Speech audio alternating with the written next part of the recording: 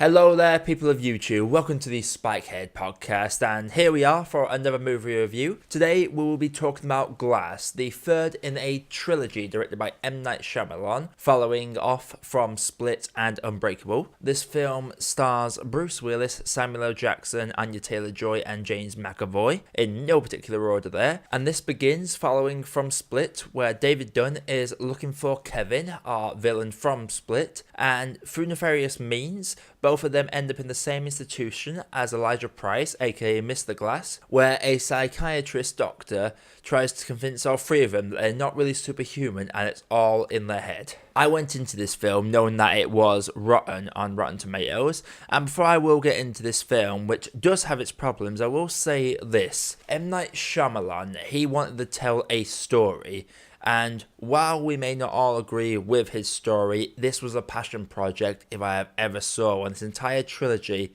was straight from Shyamalan's heart, and I will forever respect him for that, no matter how much crap he's about to get thanks to this film. But before I do get into those, I will get into what there is to like about this film, because there is a lot. For one, the character dynamics are fantastic. For one, Kevin and Casey, the villain and the victim from Split, they have a very strong dynamic. Casey, the victim, empathizing with her tormentor from the previous film, leads to some of the most heart-wrenching scenes in this entire film.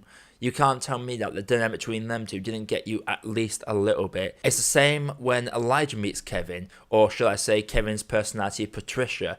Their dynamic when they're discussing comic books and is this real or is it not is a really good scene as well. They are just two intelligent beings on par with each other, because everyone knows Patricia is effectively the brains behind the operation, and Mr. Glass is obviously fantastic as well. And even Elijah and David, while they don't exactly get to meet each other as much as I would have liked, I do think that their one or two scenes where they do communicate with each other after all these years is really good, and Mr. Glass has not missed a step when it comes to David. In terms of the great things about this film, I will say there was some amazing cinematography in this as well, with a lot of good panning shots and a great use of space in this penitentiary. I will say there is a part of the film where all three of these people are questioning whether their abilities are real or not and whether it's all in their head. They actually start to believe this doctor, and seeing both David and Patricia questioning this is really heartbreaking and painful to see, but it almost convinces us as the audience as well, which I thought was a clever plot point from this film,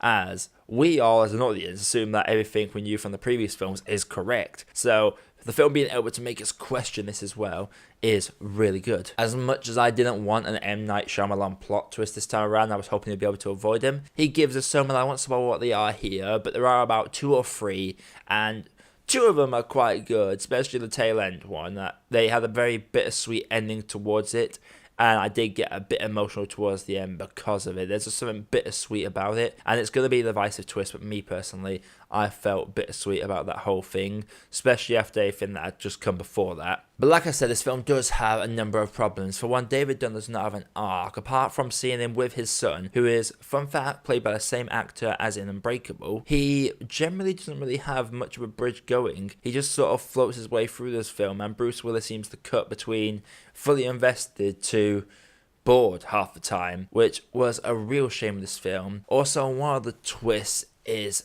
downright insulting. It absolutely retcons and introduces plot elements that have never previously been established or even hinted at throughout this film.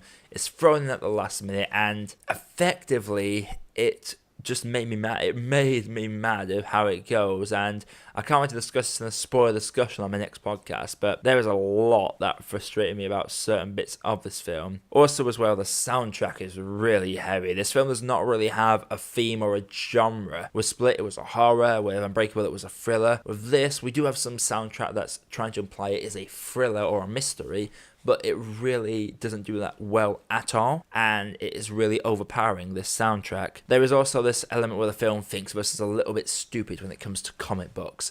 For one, they constantly do meta references and on-the-nose dialogue choices to what links this to a comic book, and it does get frustrating at times. It feels like it's talking down to the audience quite a bit.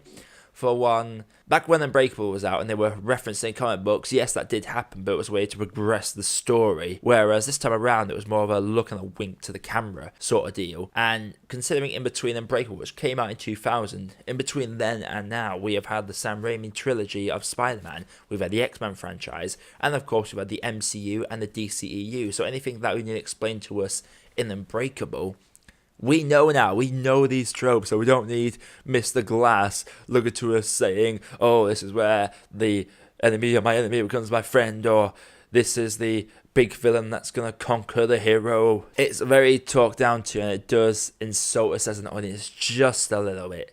And that does get frustrating at times. Also, the psychiatrist character. She is the most frustrating character I've ever seen. She serves she does serve a purpose, but the purpose she serves isn't made clear until towards the end. And they fit Luna up until that point. She's just annoying and irritating. And the acting of it is very bland and one note. I hate this character. I get I was supposed to hate this character. I feel like I'm hating her for the wrong reasons here. She's just a frustrating character to watch. The only time she's ever good is the scene from the trailer where she sat with all three of them in the line. Now that is a really good scene, but for the most part, she is a frustrating as hell character. And finally, there is just a weird sense of this film's pacing. This film is very choppy at the start and is very choppy at the end. The fights are stop and start. The climax drags on and on and on. It goes very Lord of the Rings style, where the film almost holds us hostage. Now, it does give us some nice payoff, but it drags on a while. Someone behind me on the screen literally said just end after another Fade to Black, because there was about 3 different endings they had for this, which really got frustrating towards the end. Luckily, we have some very good performances in this film. Samuel L. Jackson is great as Mr. Glass, absolutely fantastic. He's catonic and has to act with his eyes for most of the film, but when he gets to full Mr. Glass intelligent mode, he is really damn good. As for James McAvoy, once again, fantastic at snapping between these characters, and there's more of these personalities this time around because of the lights that are flashing. He cuts to several of them, including a Spanish person, but he is brilliant as Patricia. I absolutely adored him as David. David wasn't in as much as Split, and Hedwig and Patricia kind of took over here, but there's definitely a lot to pack in McAvoy's performance, and his bond with Anya Taylor-Joy, who returns for Split, is fantastic. She is brilliant. She is able to demonstrate a believable empathy for her tormentor, and that is very hard to do, because seeing the dynamic between the two of them in the last film, seeing the dynamic in this film, is really sweet, and really is a gut punch, and very heart-stirring. The fact that she connects directly to Kevin is fantastic in this film. Bruce Willis, like I've said, hit and miss. Sometimes he's good, sometimes he's bad, sometimes he's finally in, sometimes he's really invested. He's just getting tired, I think. Bruce Willis is getting to that age now. He's getting really tired with these films.